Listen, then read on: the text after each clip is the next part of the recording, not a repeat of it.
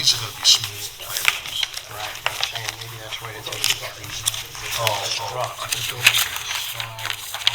Okay, you guys ready? Yes. Good afternoon. Welcome to the advertised time and place planning board meeting, Thursday, July 16, 2026. Please join the board in standing for the Pledge of Allegiance. Pledge allegiance to the flag of the United States of America and to the republic for which it stands, one nation, under God, indivisible, with liberty and justice for all. Okay, good afternoon, everybody. We have no public hearings tonight, so we're going to go right into discussion items. Heather, if you could join us and discuss McCabe Residence Chapter 219 for Cottage No. 5 for the Sound Shore Club. You want to just introduce yourself for the record? Hi, my name is Jackie Hubbard. I'm here on behalf of the applicant from Kelly and Dubin Correr, across the street from you guys.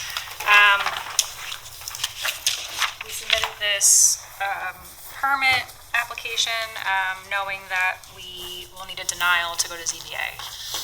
So the application was a little bit short, I'll say, because we know we're going to have to come back to you again, and it was knowing also we're going to go to ZBA first.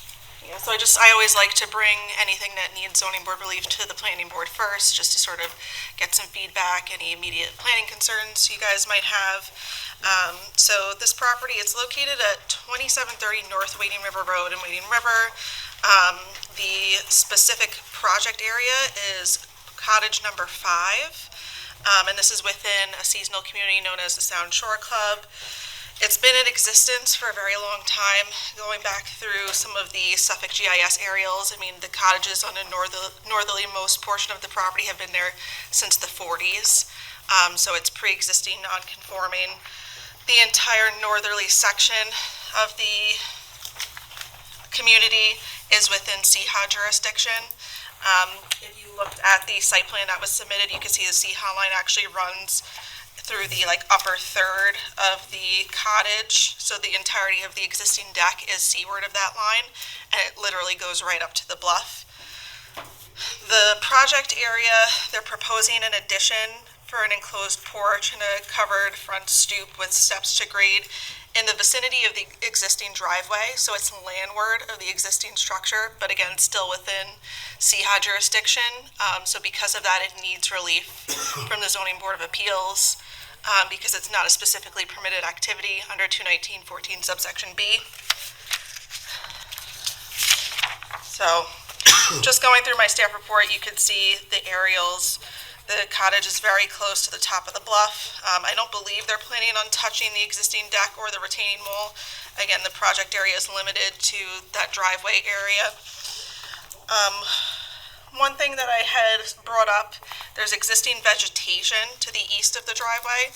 I don't know if the intent is to keep that, if it's going to need to be taken out during construction, but my recommendation is to always retain and protect existing vegetation, or if it needs to be removed, to replace it with native species. So I don't. The hedgerow? The hedgerow, and then there are a couple of, there's a maple tree there. I don't know what kind of condition it's in. I mean, if it's a Norway maple, I wouldn't hate to see it gone, but I would like to see something else put there.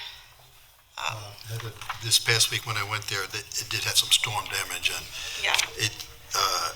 From the looks of it, they're going to probably have to remove it. But like you said, if they can replant something along that area.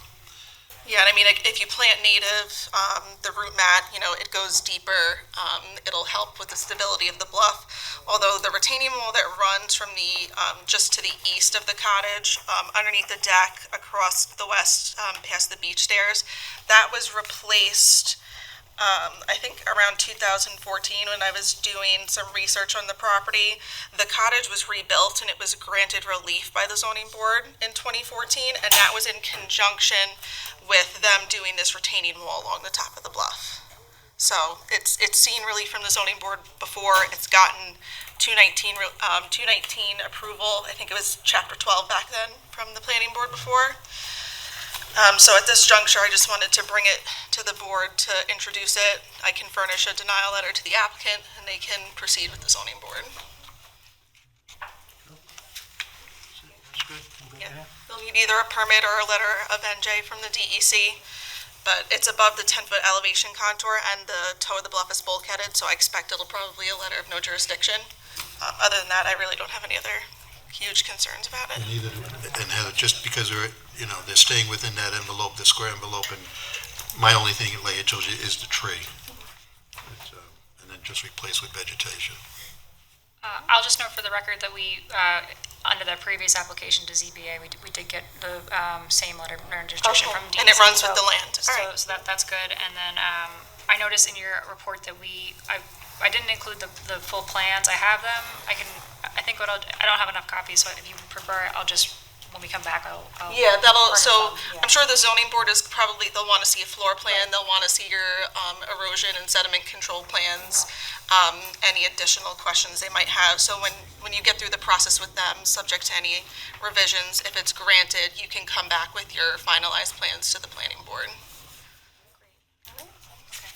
Thank you so much. Thank you. Have a good day. Thanks, Heather. Okay, item number 2, Walmart Riverhead Expansion Site Plan with Mr. Bergman.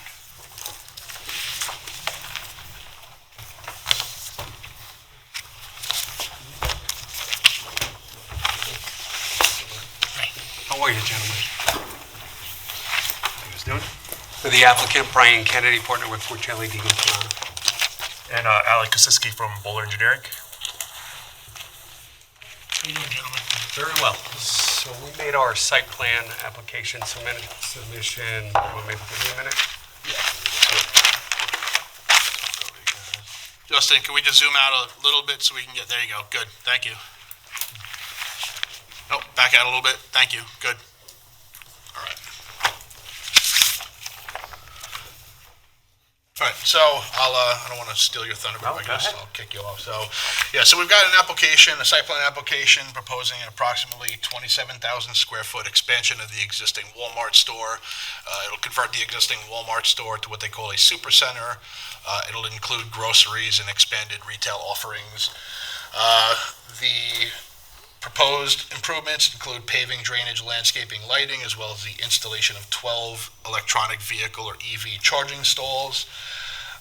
The expansion is going to be on the southern side of the building and the east side of the building. It's going to essentially what I'll call square off the building, and then there will be an addition on the northeast corner that will involve new truck loading docks and loading bays. The project site is located at 1890 Old Country Road. It is zoned Destination Retail Center. It's particularly described as tax map number 600-119-1-1.2, and it's approximately 20.7 acres. You've got the Walmart store here. There's a liquor store, Bob's Furniture, as well as a Northwell Health urgent care facility. Surrounding areas, commercial, institutional, and industrial. You've got Berry Manufacturing to the north beyond the power lines, commercial Tanger to the south, and you've got a New York State DOT yard directly to the west. I did send out a secret coordination letter to involved agencies on June 16th. It is an unlisted action. We've received responses, which I'll go through. We've received responses from those agencies. I'll go through them in the report. So off the bat, this application will require the use of transfer of development rights. So I had to go back and do a little bit of digging in the crates, so to speak, as to the original approval. So when this site was originally developed in the mid-2000s, they used TDRs, and the TDRs were actually, they calculated the garden center in the TDR calculation.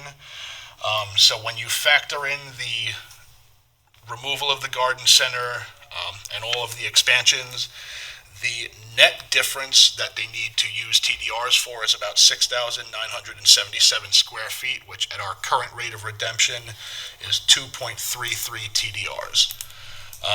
Now there's been several applications of TDRs since that original approval. The most recent use of TDRs was approved by the planning board back in 2021.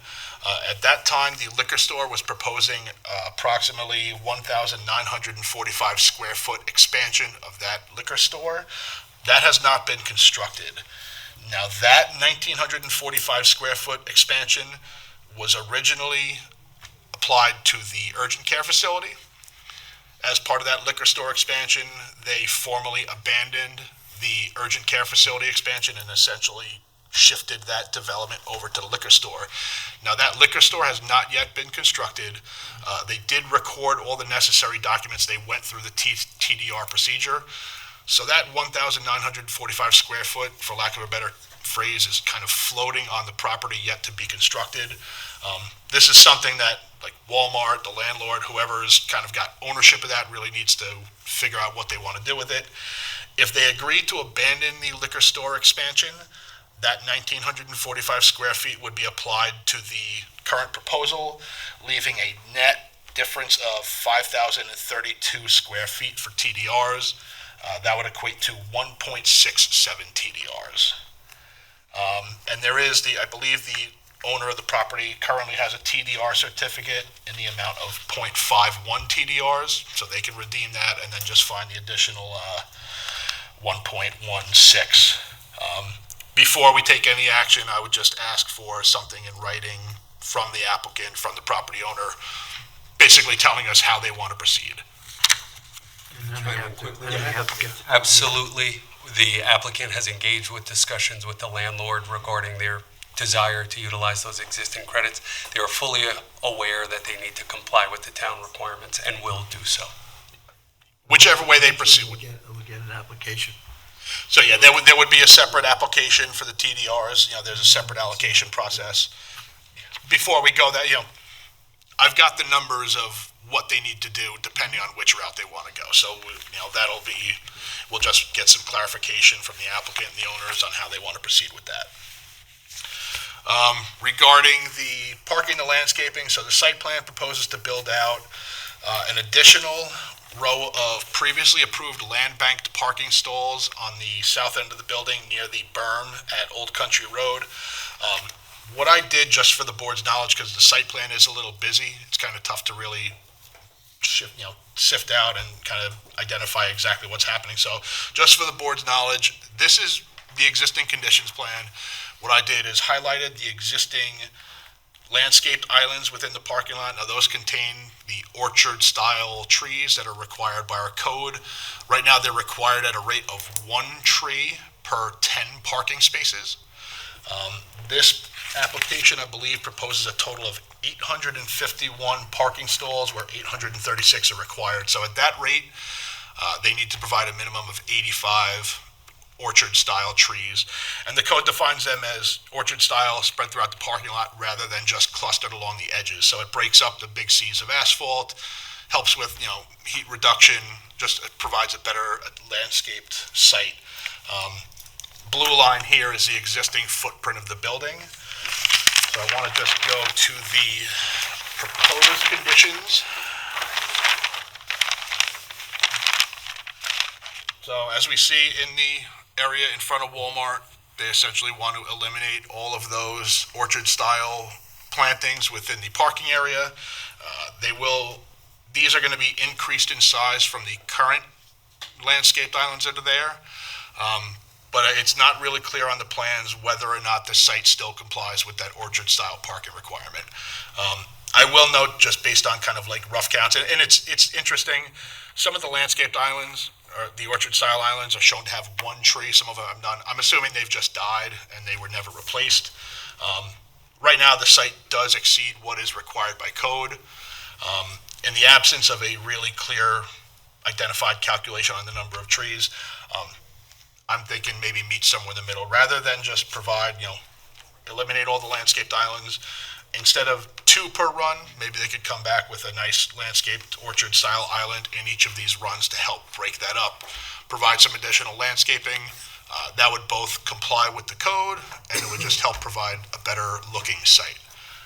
I will say off the bat, this is probably one of the better landscaped sites throughout town. They've got a nice berm along 58. It's got significant trees of there, pretty mature. It really does a good job in screening the parking lot from 58, and that was, that's the purpose and the intent of it.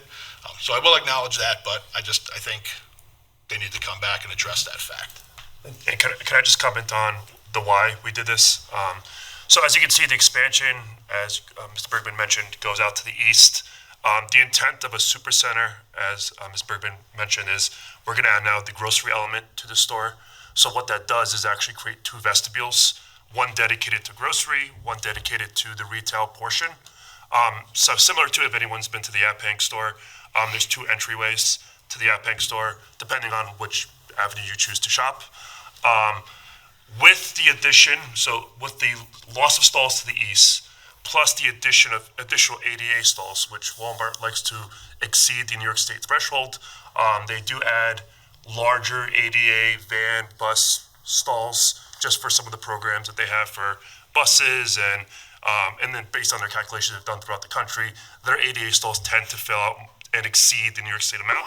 So when we take the factor of the ADA stalls increasing, the cart corrals, which now have to increase for the grocery store, plus the expansion, the reason why we remove some of those stalls is to actually yield the same amount of parking, store parking for the store itself. So existing, just store parking, what we consider the customer parking, is 623 stalls. With this layout here, we propose 626. So we're only net yielding 3, and the sacrifice would have to be is those landscape islands, because we're just trying to balance, because the impacts of now bringing grocery is now you're going to get the Thanksgiving rush, the Christmas rush, whereas it was generally a retail store. Now you're adding the grocery element, which will kind of increase. So we do have substantial parking as it fits today. If we do add those landscape stalls, we'll probably have to reassess on potentially reducing some of those ADA stalls and trying to balance those out. I will say we do meet the 10% minimum landscape area, which was approved for this site. So we're not worsening any of those conditions. We are studying the trees to see what the surplus is. There is some parking in the back on the west side, north side that we are willing to lose and add more plantings if needed, as those are the employee stalls. It's a surplus of what we need. But the real focus here is that we just want to try to make sure we have appropriate parking for the employees, for the customers. So I just wanted to explain the why we did it. We didn't. One of the things that, God, I've been to Walmart, 50 times.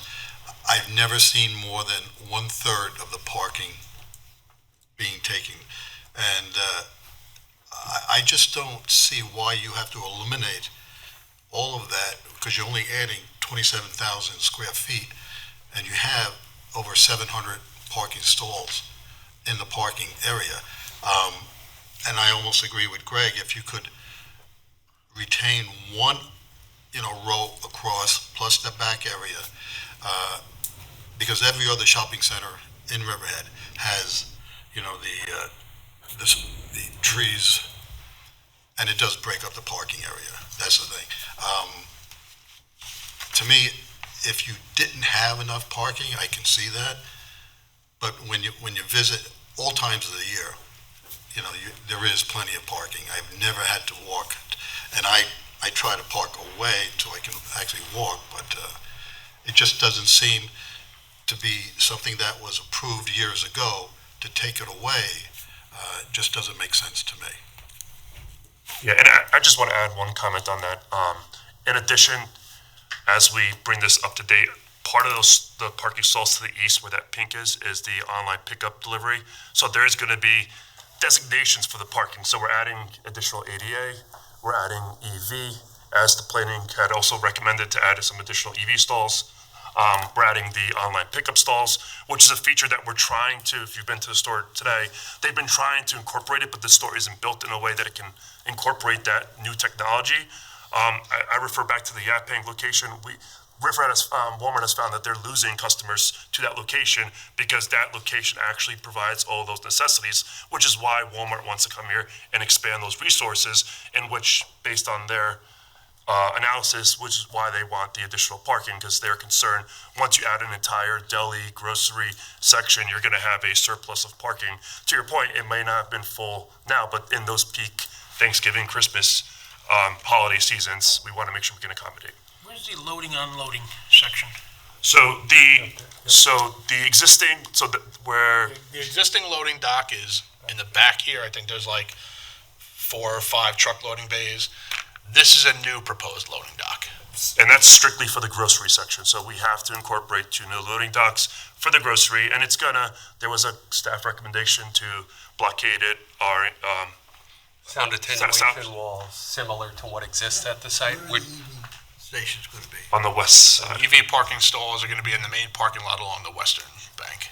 So where the parking would right now funnels into one door, we're going to be funneling into two doors, which is why we want to spread out that parking. Once again, our intention is to keep the same amount of landscape coverage and balance it out. We don't want to touch the trees in the front. We love the berm in the front. It looks great. We can go back and explore the one island. We'd be more than happy to explore it, but I'm just expressing why we did it. I want to give the reason. You have a flagpole on the property? I know there's not one now. Do you propose one? I didn't see anything on it. So I don't think so, but I can ask them if that's something you would like to say. Tell them. Okay. It's one of America's largest companies. They can put a flagpole up. And then you guys are considering removing those 8 trees in front of the Walmart, the ones that are there now. Yes, so we're going to keep the planters there. So we're trying to work with our landscape architect on how we, it kind of plays in line with the elevations. So we're trying to figure out, right now those trees have overgrown and cover some of the elevation. We're adding, one of the other things we're adding here is we're adding a vision center to pick up. We're adding a lot of amenities, which when you look at the elevations, there's going to be more signage on this building because we're adding more amenities. But we also need visibility to those things. So to your answer, we are going to remove the trees. We do want to replace with planters. We're just working through that right now. Placed on the property? It's a thought. I mean, they're gorgeous trees. I'm not a landscape architect, but I could ask the landscape architect if those can be relocated.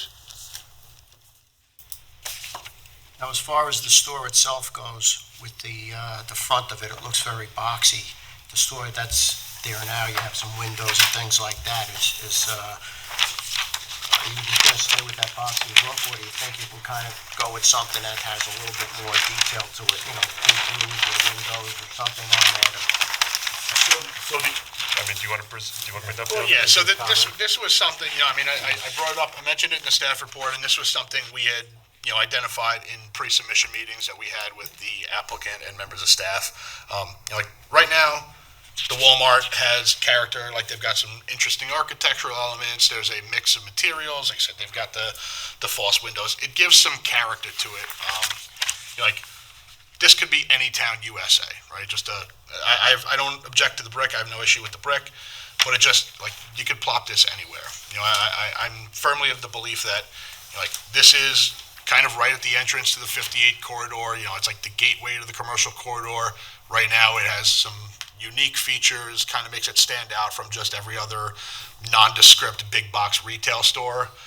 So I would definitely recommend, see if they can work on incorporate some unique architectural elements to differentiate it just from every other store that could just be plopped in a parking lot anywhere. That's pretty consistent with that. They are going to go to the ARB next week, so we'll get some feedback from the Architectural Review Board, but just from staff point, look, Walmart's a large company. They've done it elsewhere. If the board's familiar with, there's a Walmart on 347 in Setauket. They've got similar architectural elements, just something to jazz it up and give it some, local flavor.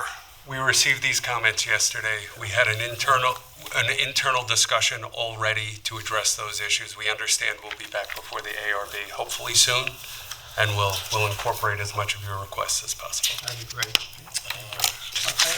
Two other points, just by looking at the drawings there. One was the cart corrals, and I noticed that in 2 of the locations, they were right next to the handicap parking stalls. And I've noticed in other buildings, shopping centers in the town, when they're that close, the handicap parking spot becomes part of the cart corral. People, they miss it, it goes into the handicap spot. Now, you're losing a handicap spot. So if they could be moved a little bit, at least a spot or 2 away, this way it doesn't, for people trying to park in there, handicap people, they're not losing any places. We can discuss that, but I think the purpose of that location was to make it easy on those, for those utilizing those stalls. So, if I'm not, the cart corrals are not permanently fixed to the ground. They can move, right? They're not, I don't think they're, I think they're showing on the plans, that's not necessarily a fixed location. So, they're doing that, one, to account for the lack of, these don't count as parking stalls. I used to work big box retail. I know when they get big snowstorms, they break them down and put them off to the side so that snow plows can just come in. So I don't think that would be a huge issue to move them, just to, like the member said, to allow someone to actually open their I door. think you're doing it for convenience for the person who's handicapped. I kind of thought that was the reason for it. But then in reality, when I'm in the shopping centers, you see that all of a sudden that they kind of spill into the handicap parking spots. Yep, that's fine, and we'll take that note to them. Okay, thank you. So I'll just go through, and like I said, I did send it out to all the involved agencies. We got comments back from the health department, we got comments back from the fire marshal, nothing crazy from the fire marshal's office. The Riverhead Water District, they're already served by a 10-inch service, so they didn't anticipate any kind of necessary upgrades to water. They'll just need key money assessed based on the final site plan. We did get comments back from the sewer district. So the sewer district is in the midst of preparing a map and plan.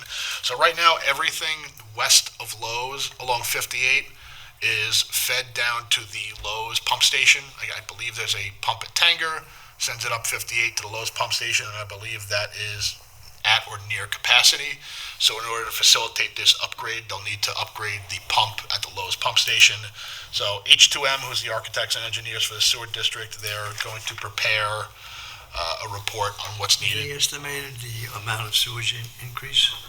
We haven't filed an application yet.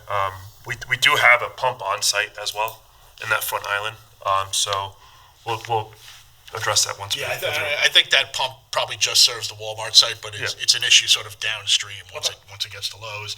Again, I don't know if, in their original calculations, if the garden center was contributing. So that's something they'll just have to, work out with the sewer.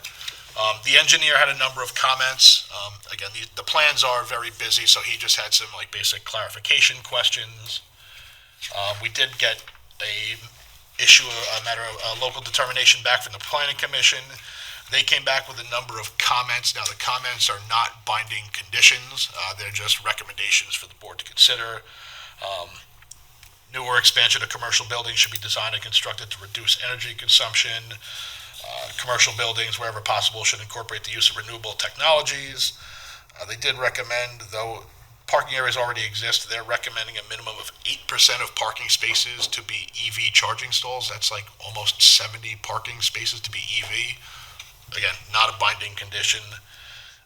Newer expansion of commercial buildings should incorporate general design to promote public safety and universal design, and on-site pedestrian walkways should be provided to abutting roadways to enhance accessibility. So they do already have, from 58, there's obviously sidewalks along the entirety. There is an existing sidewalk that comes up from 58 up to the front of the store, and there's also access on the other side. Was there any decision on SWIP? That's something that just needs to be clarified with the town engineer. Again, if they're just milling up and repaving the parking lot, I don't know that necessarily counts towards disturbance for SWIP. But if they're disturbing in excess of an acre of soil, they may need a SWIP. Again, I would imagine this site may have already been covered by a SWIP, so I don't know if they factored it. For all intents and purposes, they're removing already improved surfaces and putting a building over it, so the applicant can have discussions with the town engineer to clarify, to make those determinations. And then we got a lot of comments back from the Suffolk County Department of Public Works. Provided those to the applicant. That's going to be the applicant's responsibility to have those discussions with the DPW prior to the issuance of a permit. And that is the application in a nutshell before us. I've identified some of the issues that I would like the applicant to work with. Obviously, the applicant's got to work with the owner to figure out the TDR issue. That's where we're at. So, brought it for the board. See if you have any concerns, questions, recommendations. Nice project. I have another recommendation, if you could. Upon exiting the stores, I noticed the way it is now, the arrows, you have the arrow for going straight, and then the left and the right-hand turn. And it's only in the one location closest to the Route 58. If they can place multiple arrows so there's no guesswork, like when people are coming up to make the left or the right turn, it's either indicated 2 or 3 times in each aisle. This way, the car at the end of the aisle knows which lane he's supposed to get into. Okay. And you're talking about the eastern intersection by the north well. Right, that would be the one that would be affected the most by it, sure. I mean, that's simple restriping, so I don't think that's a huge issue, but what he's talking about is basically Right along here. right here. So like, if there's, one or two people at that light, you're like, Yeah, you know where to what lane am I going in? So, Thank you. strike that. Anything else, gentlemen? For now. Good luck. See you Thanks, again. gentlemen. Take care. Okay, discussion item number 3, Harbs Orchard Estates. Matt, come on up.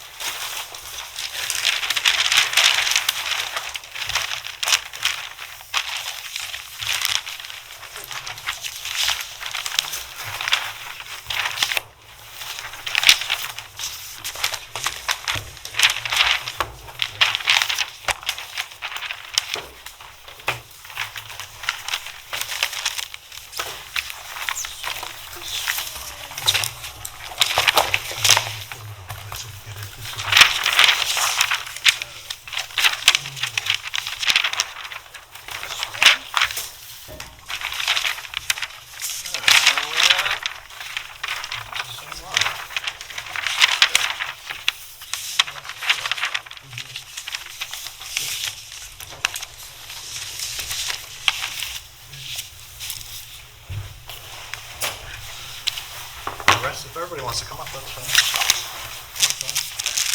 Let everybody get settled. Yep. Take your time.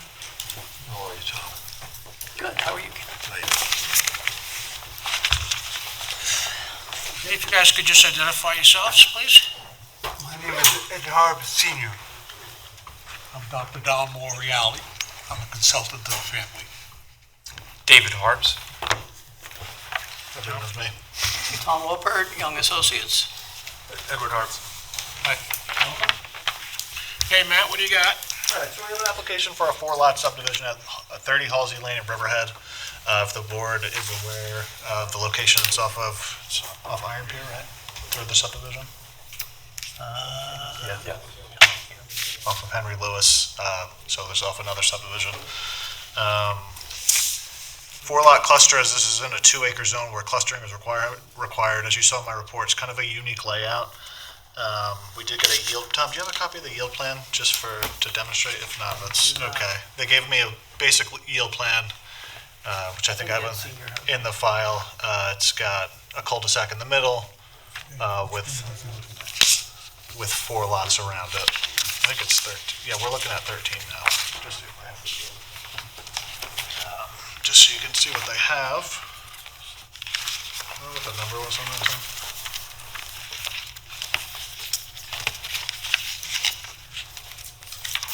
Thank you.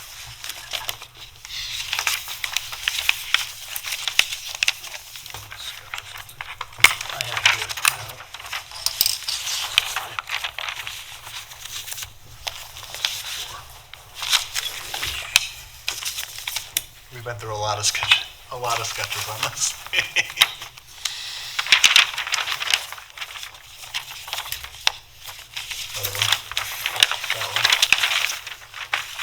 All right. So just in terms of yield, that is this lot configuration. So it comes off of Halsey Road, which is kind of this little dead end here off of Henry Lewis. 4 lots. This is shown as a vegetation retention buffer, but that would likely be where they would capture their drainage on site. In the zone, clustering is required. What's unique about this property and the zone is we have clustering requirements where we can preserve woods, unique open space, farmland, steep slopes, stuff like that. We also have a clearing restriction in the code. So on tracts of land in this zone, you can't clear more than 53% of existing wooded areas. So with that being yes, so portions wooded. If you go into the second page of my report, there's a nice aerial that shows the wooded portion and the cleared for ag portion. Justin, if you want to zoom in there. So this is the Harbs existing orchard that goes all the way down to Sound. It was a 2-lot subdivision, correct? So this is lot 2 of a subdivision where the town preserved the rights on this portion. There's a retained portion in the front. So this is all in apples now, I believe, mostly. and then it comes up around on the side, and this is all a nice existing wooded area, which connects to more woods, and then further up here, off the page, is Maidstone Landing.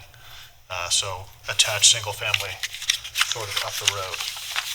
With that being said, we've gone through a lot of sketches on this to kind of come up with a plan where we can achieve both things, preserve the woods and preserve the farmland. Justin, if you can zoom out a little bit.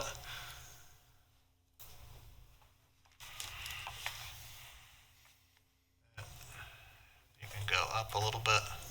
So like I said, unique configuration. There's the 4 lots, lot 1, 2, 3, and 4. They all have very long flag strips that go to Halsey Road. Those are for legal access.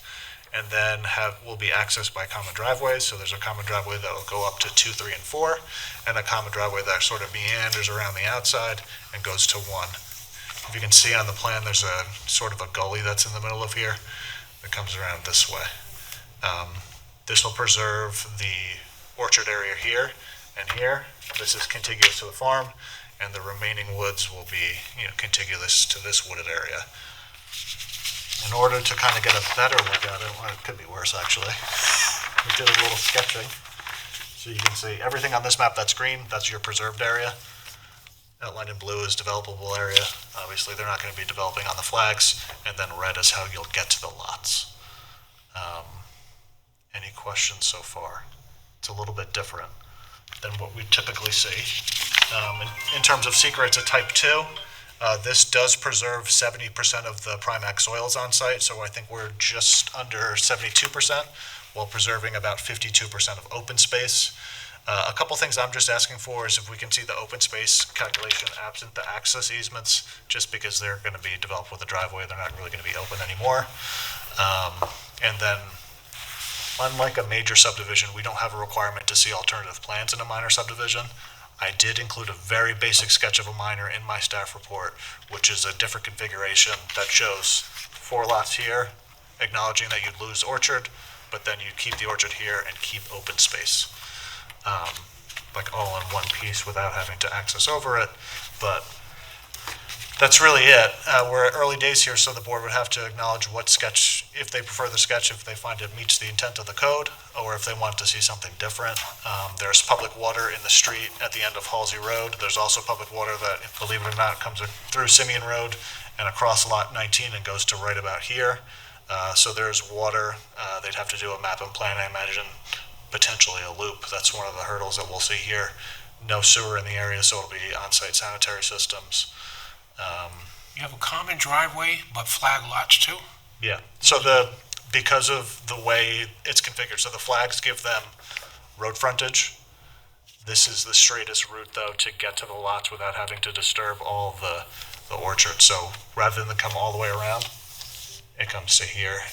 This is their legal access, for lack of better terms, and then coming on the driveway here. So you're not having a driveway up against, so these are all improved residential lots here, and it'll let them keep the orchards where there's like an existing, is there a farm road right along the edge of the woods here? Mm-hmm. Yep, and then there's a farm road that comes around here that would get turned into driveways. Matt, I don't disagree with yours, but it's kind of very simple. Yep. And I know Ed, I know the family. This is a very unique piece of property, Ed. Absolutely. And for what you want to do, I think it would be very nice. It's going to be a little difficult. Yeah. And whoever owns the first building lot is going to have a lot of snow removal in the wintertime. But it is unique. You want to keep the orchard between your homes and the homes that are existing already, which is a good idea. Mm-hmm. It is quite different. Yeah, this is why we're having a discussion about it first. Tom, it wasn't easy to come up with this. Well, we had 13 tries at it. So. We've been to the drawing board several times. We had a lot of help from Matt. With a common driveway? Yes. Why do we need flag lot? Because you have to have road frontage, so it's, pursuant to town law. State law requirement to have 15 feet of access on a 280A? That's what I thought. Town law 280A says you have to have a certain amount of legal access. You don't have to have your physical access there, but that's just you have to have road frontage, and then they'll take it off the common driveway. So it would be common driveway here, and then an access easement up to essentially that one. There'll have to be easements over the properties.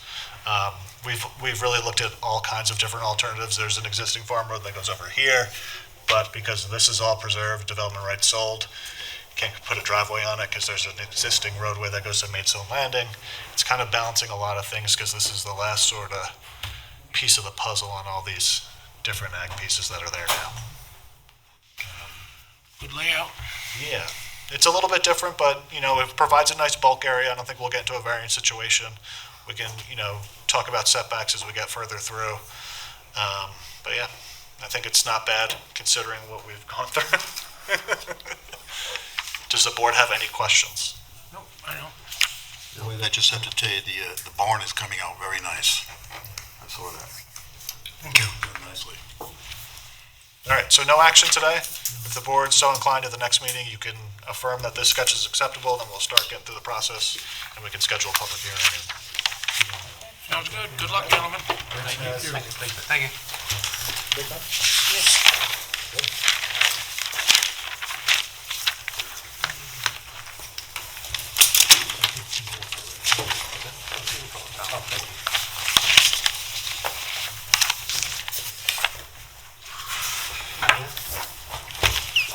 No problem.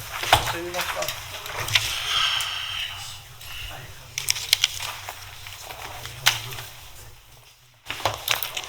Thank you, Matt. You're welcome. Okay, with that said, that's the end of discussion items. Right now, we're going to open up to public comments on resolutions. Any comments on resolutions? Okay, not seeing any. I'll move resolution 2026-042, grants approval of minor subdivision for Marie Andrews Revocable Trust. Second. Moved in second, Mr. Zilnicki? Yes. Mr. Hogan? Yes. Mr. Bear? Yes. And I vote aye, the motion carries. At this time, public comments on any matter? Nobody, okay. We have no minutes yet, correct? yet, next Okay, meeting. that's fine. No secret actions, Greg? Okay, we do have some correspondence from Robert Gass, 4 or 5 of those regarding Brother Bear Canis site plan. It was 6 as of today, and then just before the meeting, he sent an additional one, which I'll get to the next agenda. 7 correspondence from Mr. Gass. He likes writing us. A lot of free time, I guess. Our next meeting date is Thursday, August 6th at 6 PM right here in the town hall meeting room. Everybody's good? Good. All right, good job, staff. Board members, make a motion. Motion to close? Second. All in favor? Aye. Aye, all opposed? If you're opposed, you gotta stay.